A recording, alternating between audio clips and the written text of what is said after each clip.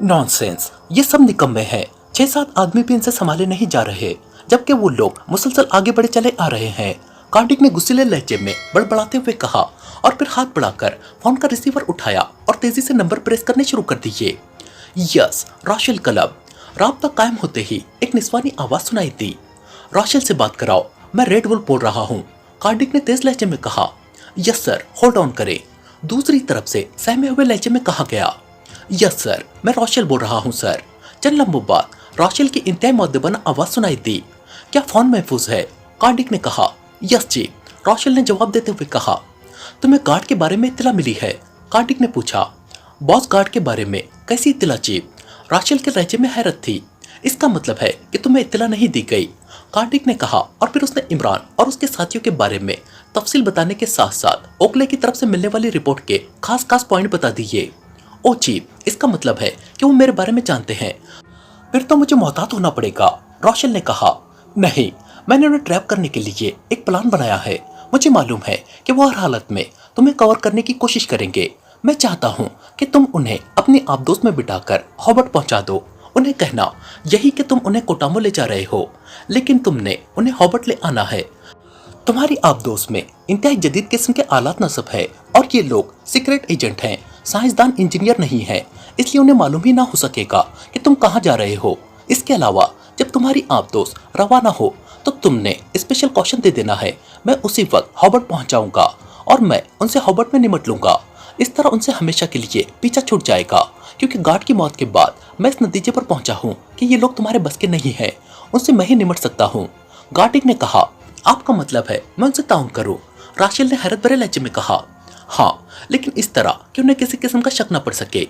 इस अंदाज में काम करोगे जैसे अपनी जिंदगी बचाने के लिए ऐसा करने पर मजबूर हो। तुम ख्याल रखना, ये लोग इंतहाई तेज और ज़हीन हैं।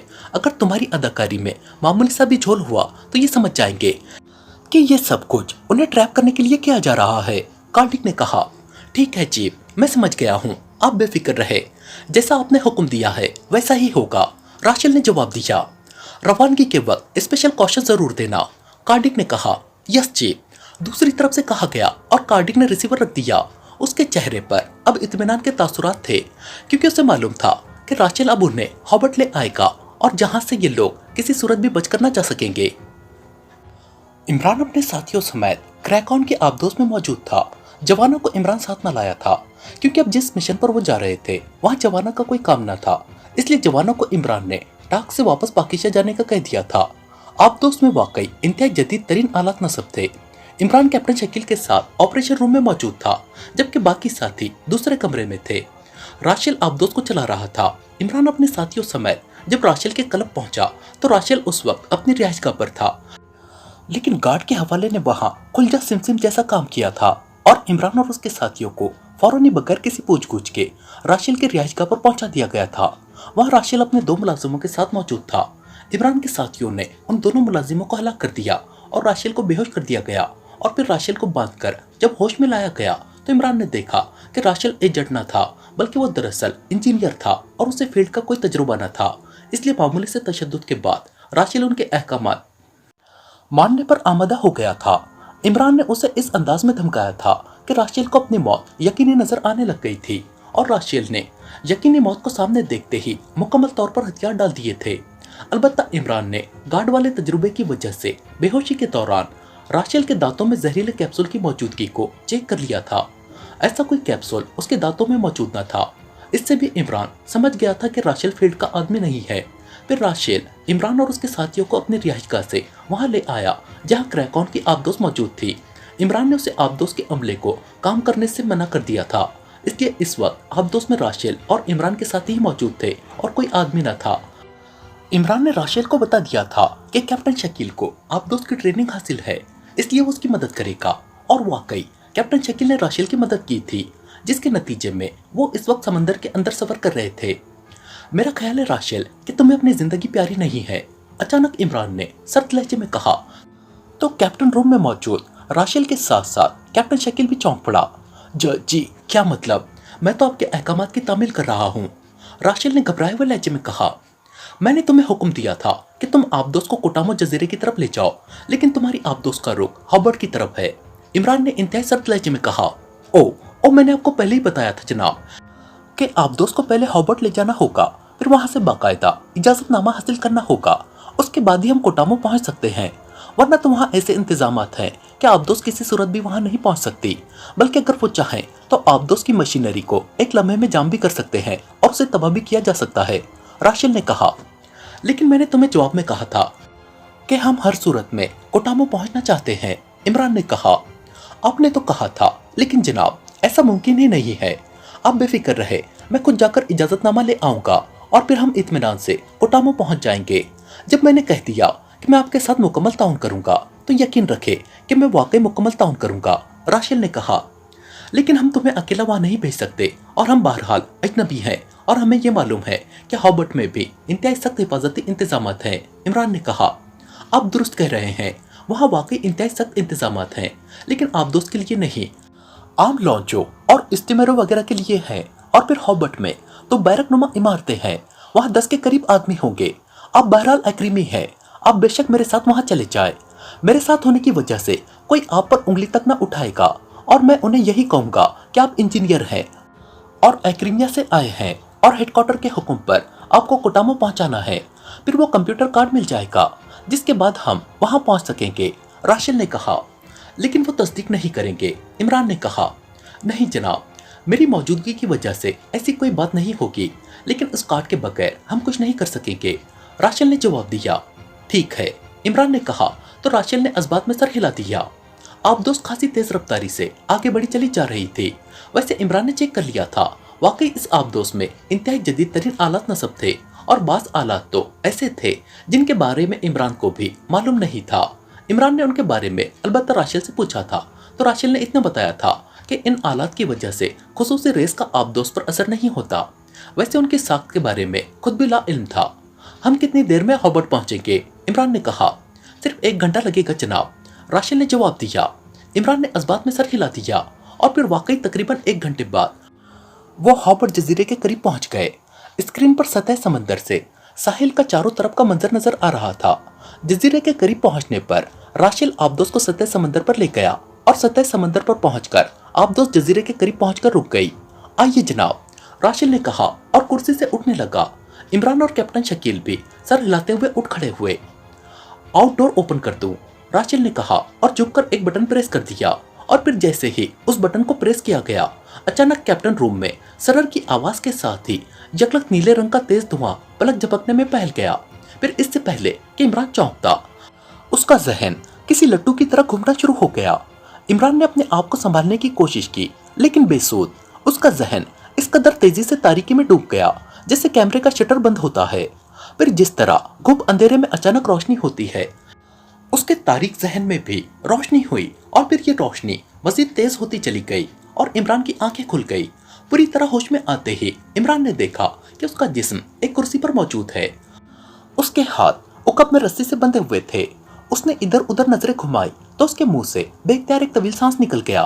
उसके सारे साथी वहां कुर्सियों पर मौजूद थे। उनके भी सिर्फ हाथ उकब में बंधे हुए थे और वो सब बेहोश थे। इमरान समझ गया था कि राशेल ने उन्हें ट्रैप किया है और उन्हें अचानक किसी इंतहाई ज़ूद असर गैस की मदद से बेहोश कर दिया गया है। ये खासा बड़ा कमरा था जिसमें इन कुर्सियों जिन पर वो बैठे हुए थे के अलावा मजीद 4-5 खाली कुर्सियां मौजूद थी। इमरान शायद गैस का दबाव कम होने की वजह से अपनी मखसूस ज़हनी वर्जिशों की वजह से होश में आ गया था। कमरे का इकलौता दरवाजा बंद था। इमरान ने देख लिया था कि उसके हाथ एजेंटों के मखसूस अंदाज में बांधे गए थे। इमरान ने अपनी उंगलियों से उस गांठ के सिरे को तलाश करना शुरू कर दिया जिसे खींचे बगैर ये मखसूस गांठ किसी सूरत भी न खुल सकती थी। गौस के नाखूनों में ब्लेड मौजूद थे और वो चाहता तो ब्लेडों की मदद से कलाई पर बंधी हुई रस्सी काट सकता था, लेकिन रस्सी नायलॉन की थी, इसलिए उसे काटने में बहरहाल काफी वक्त लगता, जबकि गांठ को वो ज्यादा आसानी से और जल्दी खोल सकता था। और फिर चंद लम्हों बाद उसने वो मखसूस सिरा तलाश कर लिया और फिर थोड़ी सी मेहनत के बाद गांठ खुल गई और उसके दोनों हाथ खुल गए। अब वो आजाद था क्योंकि उसके जिस्म को कुर्सी से ना बांधा गया था, सिर्फ उसके हाथ उकब में करके बांधे गए थे। इसलिए हाथ खुलते ही इमरान पूरी तरह आजाद हो गया था। लेकिन फिर इससे पहले कि वो उठता, उसे कमरे की दरवाजे की दूसरी तरफ कदमों की आवाज सुनाई दी और उसके साथ ही दरवाजा खुला और भारी जिस्म का उद्दड़ उमर आदमी अंदर दाखिल हुआ। उसका न सिर्फ जिस्म भारी था बल्कि चेहरा भी भारी था। उसकी आंखें मोटी मोटी सी नजर आ रही थी उसकी ठोड़ी हथौड़ी जैसी थी जो उसके चेहरे पर सबसे नुमाया थी, जिससे उसकी इंतहाई बेरहमी और सफाकी का अंदाजा बखूबी होता था। उसके जिस्म पर सूट था, जबकि उसके उकब में दो आदमी अंदर दाखिल हुए, जिनमें से एक राशेल था। राशेल खाली हाथ था, लेकिन दूसरे आदमी ने एक मशीन गन कांधे से लटकाई हुई थी, जबकि उसने हाथ में एक सिरिंज पकड़ी हुई थी जिसकी सुई पर कैप चढ़ी हुई थी। ओ, ये तो होश में है, ये कैसे होश में आ गया? उस भारी जिस्म वाले ने कहा, और इमरान उसके बोलते ही पहचान गया कि यह कार्डिक है। तुमसे मिलने का इस कदर इश्तियाक था कार्डिक कि मुझे वक्त से पहले ही होश आ गया, इमरान ने मुस्कुराते हुए जवाब दिया। तो कार्डिक बेख्तियार उछल पड़ा। तुम मुझे पहचानते हो? कैसे? क्या तुम्हारा नाम इमरान है? कार्डिक ने इंतहाई हैरत भरे लहजे में कहा। तुमसे मुलाकात तो पहली बार हो रही है, लेकिन तुम्हारी आवाज मैंने सुन रखी है, इसलिए जैसे ही तुम बोले हो मैंने तुम्हें पहचान लिया है। वैसे तुम्हारे इस आदमी राशेल की अदाकारी लाजवाब रही है। मैं समझता था कि अदाकारी की खुसूसियात सिर्फ मुझ में है, लेकिन इस मामले में ये मुझसे भी आगे है, इमरान ने मुस्कुराते हुए जवाब दिया। तो कार्डिक एक कुर्सी पर बैठ गया। रॉनसन, इसके बाकी साथियों को इंजेक्शन लगाकर होश में ले आओ। राशेल, तुम मेरे साथ बैठ जाओ। तुमने जो कारनामा सर अंजाम दिया है, इसके लिए मैं तुम्हें यह एजाज बख्श रहा हूँ, कार्डिक ने कहा। आपका शुक्रिया चीफ, राशेल ने इंतहाई मसरत भरे लहजे में कहा, और कार्डिक के साथ कुर्सी पर इस तरह बैठ गया जैसे ये वाकई उसके लिए दुनिया का बहुत बड़ा एजाज हो। जबकि दूसरे आदमी ने इंजेक्शन की सुई से कैप हटाई और इमरान के साथ ही मौजूद सफदर के बाजू में इंजेक्शन लगा दिया। सिरिंज में मौजूद सुर्ख रंग के महलूल की थोड़ी सी मिकदार इंजेक्ट करने के बाद उसने सुई वापस खींची और आगे बढ़ गया। कार्डिक खामोश रहा, जबकि इमरान भी खामोश बैठा हुआ था। अलबत्ता उसने अपने हाथ अपनी पुश्त पर इसी अंदाज में रखे हुए थे जैसे बंधे हुए हो। वो नहीं चाहता था कि कार्डिक को उस पर कोई शुबा हो, और वो अपने साथियों को भी होश में ले आना चाहता था, क्योंकि वो गैस से बेहोश थे और उन्हें बगैर इस एंटी गैस के होश में ले आना उसके लिए मसला बन सकता था। और उसे ये मालूम न था कि वो हॉबर्ट में है या कोटामो में, और यहाँ इस कमरे से बाहर कितने अफराद मौजूद हैं। इसलिए वो चाहता था कि उसके साथी होश में आ जाए। रॉनसन ने उसके सब साथियों को इंजेक्शन लगाए और फिर सिरिंज एक तरफ पहनकर वो मुड़ा और कार्डिक के उकब में जाकर खड़ा हो गया। अलबत्ता उसने कंधे से लटकी हुई मशीन गन हाथ में पकड़ ली थी। तुमने क्रैकॉन को बेपनाह नुकसान पहुंचाया है, इसलिए मैं तुम्हारा ऐसा इबरतनाक हशर करूंगा कि तुम्हारी रूहें भी सदियों तक चीख व पुकार करती रहेंगी, कार्डिक ने यकलक इमरान से मुखातिब होकर कहा। रूहें तो इस दुनिया में आते वक्त भी चीखती है और कोई इस बात की परवाह नहीं करता, बल्कि रूह अगर चीखे चिल्लाए ना तो उसे थप्पड़ मारकर चीखने पर मजबूर कर दिया जाता है। इसलिए अगर वो यहाँ से जाते वक्त चीखे चिल्लाएंगी तो उससे क्या फर्क पड़ जाएगा, इमरान ने मुंह बनाते हुए कहा। तो कार्डिक के चेहरे पर हैरत के तासुरात उभर आए। क्या मतलब? क्या तुम अब ये बात साबित करना चाहते हो कि तुम पागल हो गए हो? कार्डिक ने हैरत भरे लहजे में कहा। मैंने कौन सी पागलपन की बात की है, इमरान ने मुस्कुराते हुए कहा। जो कुछ तुमने अभी बताया है, क्या ये पागलपन की बात नहीं है कि रूहें आते हुए चीखती चिल्लाती है और उन्हें थप्पड़ मारे जाते हैं, कार्डिक ने कहा। तो इमरान बेख्तियार हंस पड़ा। रूह इस दुनिया में बच्चे की शक्ल में आती है। जब बच्चा पैदा होता है तो वो दुनिया में आते ही रोना शुरू कर देता है, चीखता है, चिल्लाता है, और बच्चा पैदा होते ही ना रोए तो उसे बाकायदा थप्पड़ मारकर और झटके देकर रुलाया जाता है, क्योंकि अगर बच्चा ना रोए तो उसकी मौत का खतरा होता है। अगर तुम्हें यकीन ना आए तो बेशक उस नर्स से पूछ लेना जिसने तुम्हें रुलाने के लिए थप्पड़ मारे होंगे, इमरान ने मुस्कुराते हुए जवाब दिया। तो कार्डिक ने बेख्तियार एक तवील सांस लिया। तो अब तुम फिलोसोफर बनने की कोशिश कर रहे हो। बहरहाल ये सुन लो कि तुम चाहे अपने आप को कुछ भी जाहिर कर लो, तुम जिंदा नहीं रह सकते, कार्डिक ने कहा। वो तो मुझे मालूम है, जाहिर हम तुम्हारे मुकाबले में शिकस्त खा गए हैं और अब बेबस हुए बैठे हैं, और तुम जब चाहो हम पर गोलियों की बारिश कर सकते हो और तुम्हारा हाथ रोकने वाला कोई नहीं है। लेकिन क्या तुम मेरे चंद सवालों का जवाब देना पसंद करोगे, इमरान ने कहा। कौन से सवालात, कार्डिक ने मसरत भरे लहजे में कहा। इमरान की बात की वजह से उसका चेहरा चमक उठा था। हम इस वक्त कहाँ हैं, इमरान ने कहा। हॉबर्ट में, कार्डिक ने जवाब दिया। क्या तुम हॉबर्ट में रहते हो, इमरान ने पूछा। नहीं, मैं गोल्डन स्पॉट में रहता हूँ और मैं तुम लोगों को अपने हाथों अंजाम तक पहुंचाने के लिए खुसूसी तौर पर यहाँ आया हूँ। जब तुमने टाक्स में गार्ड को हलाक किया तो मुझे इत्तला मिल गई थी। तुमने गार्ड से जो बातें की थी उनका इल्म भी मुझे हो गया था, क्योंकि तुमने हिमाकत की थी कि गार्ड की दोस्त लड़की को जिंदा छोड़ दिया था। कैथी ने सब कुछ बता दिया था। उससे मुझे मालूम हो गया कि तुम राशेल को कवर करोगे ताकि उसकी आबदोश के जरिए गोल्डन स्पॉट पहुंचो। चुनांचे मैंने तुम्हें ट्रैप करने के लिए मंसूबाबंदी कर दी और राशेल को मैंने हुक्म दे दिया कि वो तुमसे इस अंदाज में ताउन करे कि किसी तरह भी तुम्हें शक न हो और तुम्हें हॉबर्ट ले आए और साथ रवानगी के वक्त मुझे कॉशन दे दे ताकि मैं गोल्डन स्पॉट से हॉवर्ड पहुंच जाऊं। लेकिन राशेल ने मुझे बताया कि तुम मुसलसल उसके सर पर सवार रहे हो, इसलिए वो मुझे कॉशन न दे सका और तुम्हें हॉवर्ड ले आया। लेकिन फिर यहाँ पहुंचते ही उसे मौका मिल गया कि वो गैस के जरिए तुम्हें बेहोश कर दे। चुनांचे तुम्हें बेहोश करने के बाद उसने मुझसे बात की तो मैंने यहाँ मौजूद अपने आदमियों को हुक्म दे दिया कि तुम लोगों को यहाँ बांध कर रखा जाए, मैं खुद आकर तुम्हें हलाक करूंगा। चुनांचे ऐसा ही हुआ और अब मैं यहाँ पहुंचा हूँ और सीधा यहाँ आया हूँ ताकि तुम्हें मौत के घाट उतारा जा सके। कार्डिक ने तफसील बताते हुए कहा, ओ तो ये बात है। वाकई राशेल ने ऐसी अदाकारी की है कि मुझे आखिरी लम्हे तक इस पर शक नहीं हो सका और इसका नतीजा ये हुआ कि हम तुम्हारे मुकाबले में शिकस्त खा गए। लेकिन राशेल को इस अदाकारी की बड़ी भारी कीमत चुकानी पड़ेगी। इमरान ने मुस्कुराते हुए कहा, तुम वाकई अहमक हो। और सुनो, बहुत बातें हो गई, अब मैं मजीद तुम्हारी बकवास नहीं सुनना चाहता। रॉनसन, मशीन गन मुझे दो। कार्डिक ने यकलक गुस्सेले लहजे में कहा और एक झटके से उठ खड़ा हुआ। उसके साथ ही वो मुड़ा ताकि उकब में मौजूद रॉनसन से मशीन गन ले ले। लेकिन उसी लम्हे इमरान ने हरकत में आने का फैसला कर लिया और दूसरे लम्हे जिस तरह दबा हुआ स्प्रिंग दबाव हट जाने से उछलता है, उसी तरह इमरान कुर्सी से उछला और उसके साथ ही उसने मशीन गन लेकर मुड़ते हुए कार्डिक के हाथ से मशीन गन झपट ली।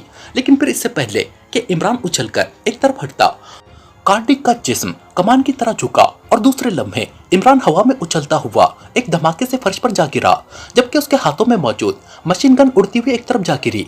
मशीन गन उस तरफ जा गिरी थी जहां करीबी राशेल मौजूद था, इसलिए राशेल बिजली की सी तेजी से मशीन गन पर झपटा और फिर इससे पहले कि इमरान नीचे गिरकर उठता, कार्डिक ने बिजली की सी तेजी से जेब से मशीन पिस्टल निकाल लिया।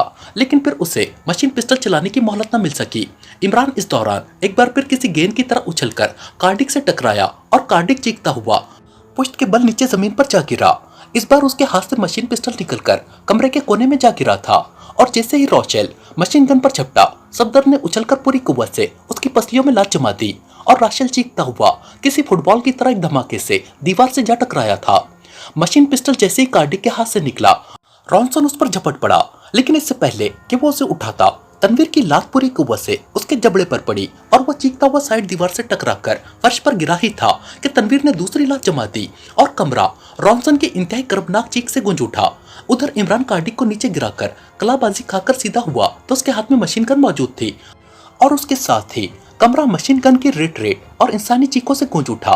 रॉनसन और राशेल दोनों मशीन गन की फायरिंग की जद में आकर मक्खियों के छत्ते में तब्दील हो चुके थे, जबकि कार्डिक वैसे ही बेहिस व हरकत फर्श पर पड़ा हुआ था। इमरान ने बिजली की सी तेजी से आगे बढ़कर सबसे पहले कमरे को अंदर से लॉक कर दिया। कार्डिक बेहोश हो चुका था। इमरान तेजी से मुड़ा और उसने सफदर के हाथ एक लम्हे में खोल दिए और फिर वो कार्डिक पर झुक गया। शायद उसके जहन में था कि कार्डिक जानबूझकर बेहोश हुआ है। लेकिन जब उसने कार्डिक के जिस्म को पलटा तो उसके मुंह से बेख्तियार एक तवील सांस निकल गया, क्योंकि कार्डिक के सर का पिछला हिस्सा खून आलूदा हो चुका था। कार्डिक ने जिस तरह इमरान को पहले हमले के वक्त उछालकर फेंका था, उससे तो यही अंदाजा होता था कि वो न सिर्फ खासा जिस्मानी ताकत का मालिक है बल्कि मार्शल आर्ट में भी माहिर है।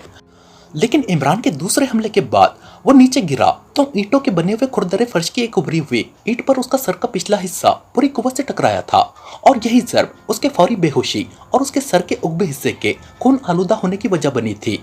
सफदर ने इस दौरान बाकी सब साथियों के हाथ खोल दिए थे। अब उनके पास एक मशीन गन और एक मशीन पिस्टल मौजूद था। अभी तक फायरिंग की आवाज सुनकर कोई नहीं आया, इसका मतलब है कि ये जगह आबादी से हटकर है, सफदर ने कहा। हाँ, लगता तो ऐसा ही है। बहरहाल अब सिवाय कैप्टन शकील के तुम सब बाहर जाओ और यहाँ इस जजीरे पर मौजूद जितने भी लोग हो सबका खात्मा कर दो। कैप्टन शकील यहाँ मेरे साथ रहेगा ताकि इस दौरान हम इस कार्डिक से जरूरी मालूमात हासिल कर ले। इमरान ने कहा तो सिवाय कैप्टन शकील के बाकी सब सर हिलाते हुए दरवाजे की तरफ बढ़ गए। मशीन गन सफदर के हाथ में थी, जबकि मशीन पिस्टल तनवीर ने पकड़ रखा था और फिर वो सब दरवाजा खोलकर बाहर निकल गए। कैप्टन शकील, तुम बाहर जाकर चेकिंग करो और फिर दरवाजे के करीब ही किसी ओट में होकर रुक जाना, क्योंकि किसी भी लम्हे कोई अंदर आ सकता है, इमरान ने कहा। तो कैप्टन शकील भी सर हिलाता हुआ दरवाजे की तरफ बढ़ गया। इमरान ने झुककर फर्श पर बेहोश पड़े हुए कार्डिक को उठाया और उसे एक कुर्सी पर डाल दिया। फिर उसने उसके दोनों हाथ अलग-अलग कुर्सी के बाजुओं पर रखकर उन्हें रस्सियों की मदद से इस तरह बांध दिया कि कार्डिक उन्हें आजाद न कर सके। उसने जानबूझकर उसके हाथ उकब में न बांधे थे, क्योंकि कार्डिक ने जो रद्दअमल जाहिर किया था उससे इमरान चौकन्ना हो गया था। फिर उसने उसके दोनों पैरों को कुर्सी के पायों के साथ अलग-अलग रस्सी से बांध दिया और उसके बाद बाकी बच जाने वाली रस्सी से उसने उसके ऊपर वाले जिस्म को कुर्सी के साथ जकड़ दिया। अब वो मुतमईन था कि कार्डिक लाख जिस्मानी तौर पर ताकतवर और जहनी तौर पर तेज हो, लेकिन अब वो आसानी से अपने आप को आजाद न करा सकेगा। उसके बाद उसने फर्श से काफी सारी मिट्टी उठाकर कार्डिक के सर के उगबे हिस्से में जख्म पर डाल दी, क्योंकि खून बहरहाल अभी तक रिस रहा था। गो बज़ाहिर उससे कार्डिक की जान को कोई फौरी खतरा लाहक न था, लेकिन इमरान फिर भी मोहतात रहना चाहता था। उसे मालूम था कि कार्डिक इंतहाई अहम हैसियत का मालिक है, इसलिए उसे मालूम था कि कार्डिक से हासिल होने वाली मालूमात बहरहाल इस मिशन की कामयाबी में इंतहाई अहमियत की हामिल होंगी। इसलिए वो ना चाहता था कि मुकम्मल मालूमात हासिल होने से पहले कार्डिक खत्म हो जाए। उसके बाद उसने उसका मुंह खोलकर उसके दांतों की तलाशी ली और फिर एक दांत की खला से वो जहरीला कैप्सूल बरामद कर लेने में कामयाब हो गया। फिर उसने उसके लिबास और जिस्म की तफसीली तलाशी लेनी शुरू कर दी और फिर उसके लिबास के अंदरूनी जेब से एक छोटा सा सुर्ख रंग का कंप्यूटर कार्ड निकला तो इमरान कार्ड देखकर चौंक पड़ा। वो उसे गौर से देखता रहा और फिर उसने एक तवील सांस लेकर कार्ड अपनी जेब में रख लिया।